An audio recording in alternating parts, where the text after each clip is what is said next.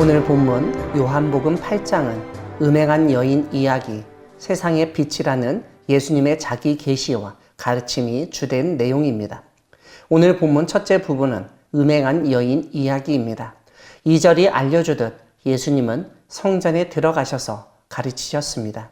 그런데 서기관들과 바리새인들이 음행 중에 잡힌 여자를 끌고 왔습니다. 그러면서 예수님에게 모세는 율법에 이러한 여자를 돌로 치라 명하였거니와 선생은 어떻게 말하겠나이까? 라고 물었습니다. 6절을 보면 이렇게 말하는 이유는 예수님을 고발할 조건을 얻고자 했기 때문입니다. 7절은 그들이 예수님에게 지속적으로 이 문제를 제기했다고 언급합니다. 결국 예수님은 너희 중에 죄 없는 자가 먼저 돌로 치라고 말씀하셨습니다. 9절을 보면 그들이 이 말씀을 듣고 양심의 가책을 느껴 어른으로 시작하여 젊은이까지 하나씩 나갔습니다. 모두가 죄인이라는 사실을 깨닫고 양심의 가책을 느껴 남을 정죄하고 죽이려는 마음을 내려놓게 된 것입니다. 예수님과 여자만 남았을 때 예수님은 여자여, 너를 고발하던 그들이 어디 있느냐? 너를 정죄한 자가 없느냐? 라고 물으셨습니다. 없다고 여자가 말하자 나도 너를 정죄하지 아니하노니 가서 다시는 죄를 범하지 말라고 말씀하셨습니다. 죄의 본성을 이겨내고 잘못을 반복하지 않으면서 살아야 한다고 가르치셨습니다. 오늘 본문 둘째 부분은 예수님의 자기 계시 말씀입니다. 12절에서 예수님은 나는 세상의 빛이니 나를 따르는 자는 어둠에 다니지 아니하고 세상의 빛을 얻으리라고 선포하셨습니다. 요한복음 6장에 나는 생명의 떡이라는 말씀 이후 두 번째 자기 계시입니다. 이 말씀은 바로 앞에 간음한 여인 이야기와 연결시켜 보면 의미를 조금 쉽게 이해할 수 있습니다. 음행이 발각되어 죽음을 앞두고 있는 절망적인 상황의 여인에게 한 줄기 빛이 비쳤고 생명을 얻게 되었습니다. 이런 점에서 예수님의 나는 세상의 빛이다 라는 말씀은 세상의 어둠을 물러가게 하시고 죽음의 세력을 이기신다는 외침으로 이해할 수 있습니다. 그런데 13절에서 바리새인들은 내가 너를 위하여 증언하니 내 증언은 참되지 아니하도다 라고 말했습니다.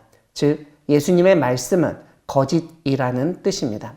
그런 그들에게 예수님은 너희는 육체를 따라 판단하나 나는 아무도 판단하지 아니하노라 라고 말씀하셨습니다. 예수님이 아무도 판단하지 않으신다고 하셨어도 마지막 때에는 예수님이 심판자로 서실 것이라는 사실을 잊어서는 안 됩니다. 그때는 마태복음 25장에서 말씀하셨듯 양과 염소로 나누듯 이 세상의 모든 사람들을 판단하실 것입니다. 20절을 보면 예수님이 이 말씀을 하신 곳이 헌금함 앞이었다고 알려줍니다. 예수님 당시 예루살렘 성전에서 헌금함은 여성들이 들어갈 수 있는 뜰에 놓여 있었습니다. 이 헌금함에서 일어난 가장 유명한 사건이 바로 과부의 두 렙돈 이야기입니다. 두 렙돈 이야기와 오늘 말씀을 연결시켜 이해한다면 사람들이 지금 성전의 헌금함에 헌금을 내고 성전을 다니고 있지만 그들의 일상생활이 어떤지 예수님은 다 보고 계시기에 언젠가 그들의 행위가 밝히 다 드러나게 될 것이라는 뜻을 담고 있습니다. 이와 함께 예수님은 언젠가 이 세상을 떠나실 것이라는 점을 알려주시면서 너희가 나를 찾다가 너희 죄 가운데에서 죽겠고 내가 가는 곳에는 너희가 오지 못하리라고 말씀하셨습니다. 24절이 알려주듯 죄 가운데서 죽은 사람은 다시는 예수님을 만나지도 못하고 예수님이 계신 곳에 있지도 못할 것이라는 의미입니다. 하지만 예수님의 말씀을 제대로 이해하지 못했던 사람들은 자살을 하려고 하나보다 라고 생각했습니다. 오늘 본문 마지막 부분은 예수님의 가르침입니다. 예수님은 너희가 내 말에 거하면 참으로 내 제자가 되고 진리를 알지니 진리가 너희를 자유롭게 하리라고 선포하셨습니다.